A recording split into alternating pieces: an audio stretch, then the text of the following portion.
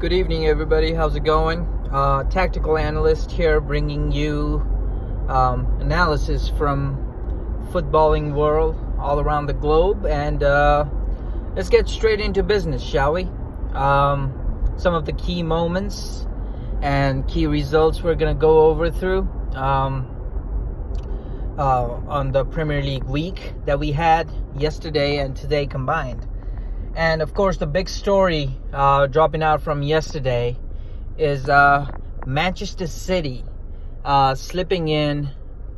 Sorry, I got my light kind of messed up over here. Anyways, Manchester City slipping against Newcastle and them dropping points, 3 points in fact, and they lost the game against Newcastle, and it was no blip. It was no blip, you guys. Newcastle United were excellent. Not particularly on the first half, but on the second half, they were absolutely fantastic. They were a better organized side, put the ball behind, put men behind the ball, and give that City team a game. They did, and they totally deserved the win, I think. And I remember watching the game, and I tuned in for it, and 27 seconds it took for Manchester City to score again with that Kun Aguero goal, and I was like, this is it. So I just tuned into Manchester United versus Burnley game. So I thought City were just gonna run away with it at that point on. So I switched my channel and I tuned into Manchester United versus Burnley game. And because I was rather hopeful that even though I wouldn't have a good day yesterday with City winning, I would at least be able to see it, as a Liverpool fan, that Manchester United would kind of slip against Burnley too. But and that did happen. And you know what, my birthday was last week, and up until yesterday, I thought, with the City result and with Manchester United dropping points at home against Burnley in that 2-2 result, I thought it was the best birthday present ever, really. I mean, going back over to the Manchester City game, enough about me, nobody cares. I really think that sometimes, because City, they play a possession-based football. And sometimes when you're too comfortable on the ball, right, you just think like, you know what, this is a rather walk in the park, so we're just going to take it easy. We're going to move the ball around. We're not going to. And there was this point in the game, and this makes me rather mad, right?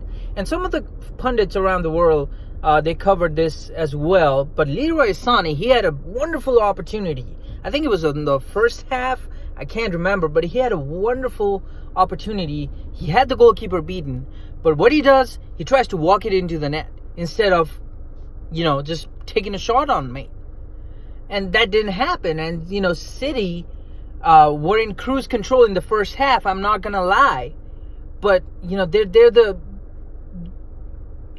only have themselves to blame because they did not take their chances.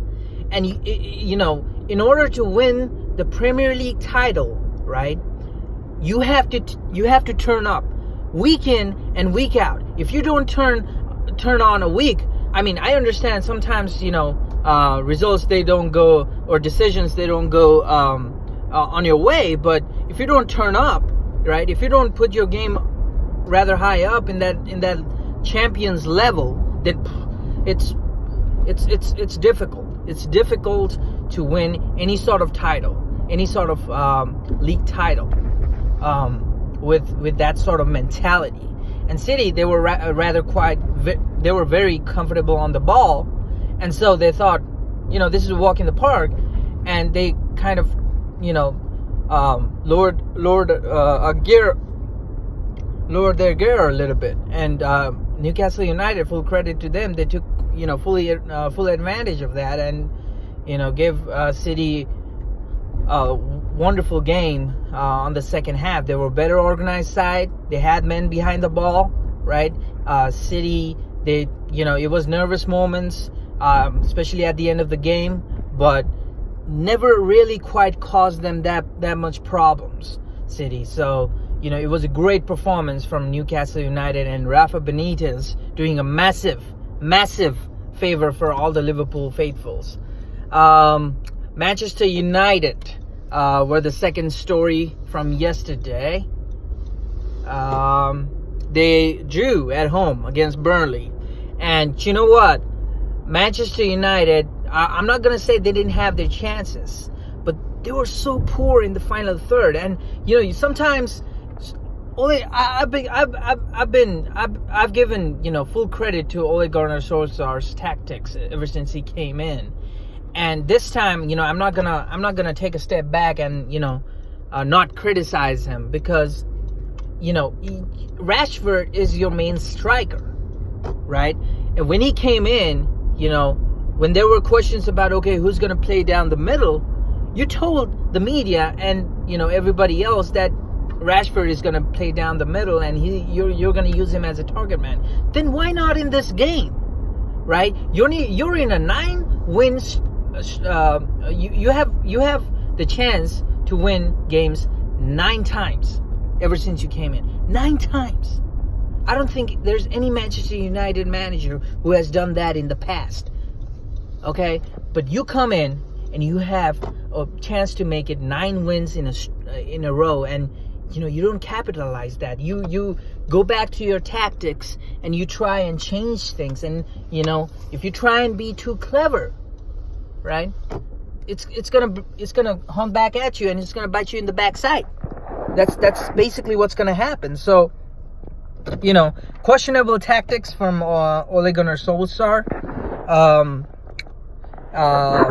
So that was and another result from yesterday, I think it was Fulham.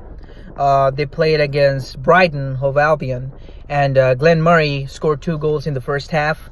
And massive credit to Claudio Ranieri, who in halftime, I'm pretty sure he let his players know what he felt about the game, and they had a massive response in the second half when they scored 4 more goals to come back at Brighton and beat them 4-2. So, it was a great result for Fulham. I don't think they're still safe yet, but with this result, they can take some motivation and go on to see if they can get themselves out of the relegation zone. Nothing much to talk about from yesterday. I want to get over to the results from today, and massively disappointed as a Liverpool fan, because City slipped, right? And we have been so consistent over the course of the season, and games we felt like we should have drawn, we have won 1-0 against Huddersfield, 1-0 against Brighton, 1-0 against other teams as well, and we have been so consistent, especially defensively. And you come into this Leicester City game, and I know there's pressure, because ever since that blip that City had yesterday, everybody's been talking about Liverpool are gonna win against Leicester City at home. There's no chance that Leicester won't get a result over there at Anfield, and they're gonna go 7 points clear of Manchester City from that point on. And I think that pressure just got to them, and that's the inexperience that we talk about from a non-title winning side in Liverpool, because Manchester City, they've the players, they've been there, they've done that, and I'm pretty sure that Guardiola, he's gonna take some motivation out of this result. Now, don't get me wrong, Liverpool, they started the week 4 points clear of Manchester City, and they're 5 points clear now. So it's still a good lead, but it would have been 7 points clear. If they would have lost 2 games, Liverpool, coming at the end of May, they would still have chance. They would still be in the front seat of winning the title, but that did not happen today. And it was a really, really poor performance. And credit to Leicester. I mean, they went at it. They were really professional about their jobs. They did not let a clear-cut opportunity for Liverpool. Yeah,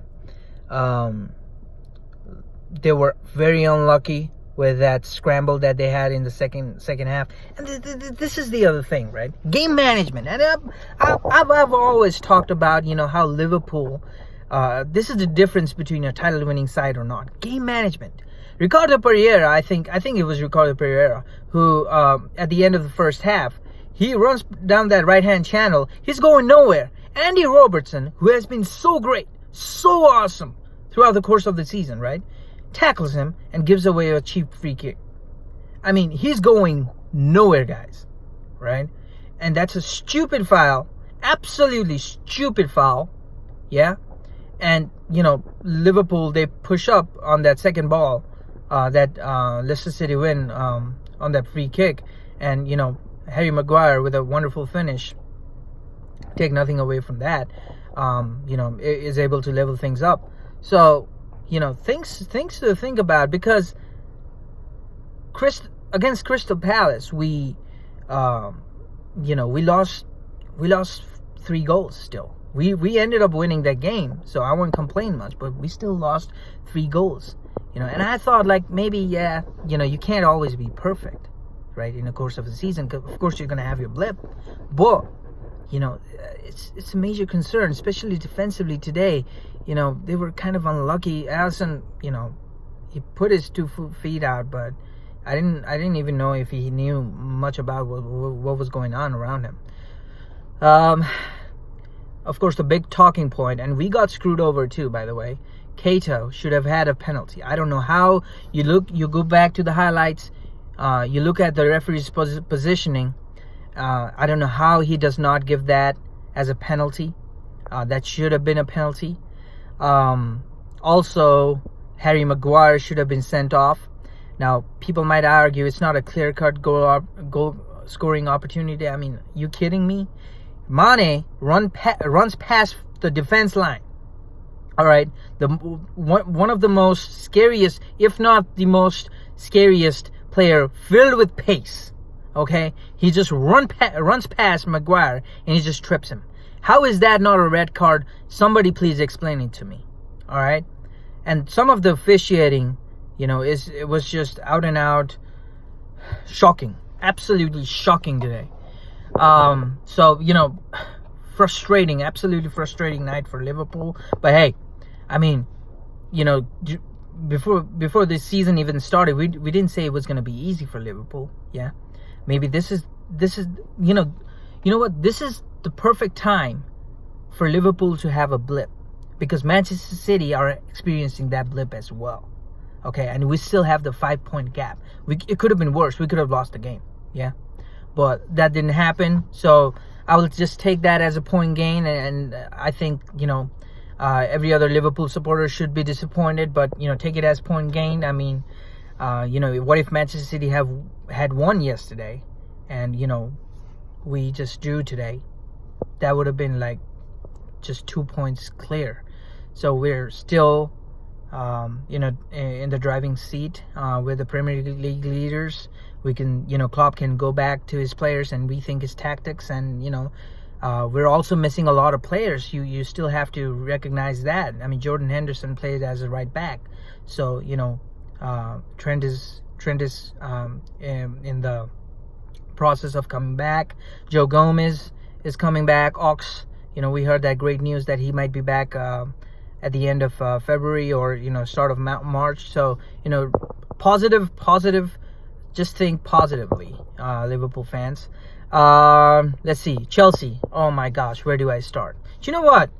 And I apologize for not posting any videos before, but I really wanted to talk about this sorry nonsense. Yeah. He talked about, I think it was a couple of weeks back, he talked about he was not able to motivate his players. Are you serious, mate? I mean, come on, mate. What the hell do Chelsea board and Roman Abramovich pay you for? Your first job, you can ask any coach, any manager around the world, doesn't matter if he speaks Chinese or Italian or French or whatever, right? You can ask any coach, okay, what is your first job of being the manager? And that is motivating your players. You can't even motivate your players, and these players are already motivated, okay? I looked over the stats, and I think there was 25 or 26 title winners in that Chelsea dressing room. And you're telling me that these group of players can't be motivated? Mate, you gotta go back, and you gotta, rethink over your man management skills, because this ain't cutting it. And when you call, players like Hazard out, right? When you call, actually, you know what? When you call the whole team out, including your coaching staff, which you did today, there's only going to be one winner, right? And that's the team itself. That's not you. And we've seen over the course of the years, we've seen, when managers, when they go over and when they take a, when they have a go at their players or their coaches or their, the club itself or the fans, they end up getting sacked. And I think, if this continues on, I don't know if Sarri's going to last in Chelsea, because he talks about Jorginho being his best player. Where's the performance? I mean, the teams around in the Premier League, they've figured out that everything moves around this Jorginho guy. He can't run, okay? He's not physical enough. He does sideways passing, yeah? He doesn't intercept through passing lanes. He's not that technical on the ball. How is he your best player? And watching back at it, was a disgraceful, absolutely disgraceful performance from Chelsea against Bournemouth today. I know you're away from home, right? And you get your main man Higuain so that Hazard can come back to his regular left hand side and cut back inside and make things happen. Where's that? We saw none of that today. And Higuain, he got substituted today. I understand you won 2 cup games, but that doesn't cut it. You got to show it on the big stage, like in the Premier League. Now, take nothing away. Bournemouth was absolutely fantastic. I think every neutral fan around the world loves that Brooks guy from Bournemouth, because he was terrific today. But Chelsea, I mean, the performance, mate. The performance was absolutely disgraceful. And sorry, he needs to think over his man management skills. And he needs to also think over his tactics. I don't see any sort of sorry ball. I don't know what sorry ball is. Never seen it. Okay, ever since he's come in here. Yeah, maybe they were in, they had a course of games where they won. But, ever since that loss against Tottenham away at Wembley, they got figured out. And teams, like I said, they sit around. Managers, they sit around. And they talk with their coaching staff. And they come up with a tactic that, how do we take this team down? And Chelsea have been figured out. He's not flexible with his formation either. So enough talking from me, guys. Those were the key moments that I wanted to highlight on. Leave the comments below. Tell me what you think about this, and do me a massive favor and smash that like button. Subscribe to my channel, and I will see you guys probably the end of next week to reflect on other results. So peace out, guys.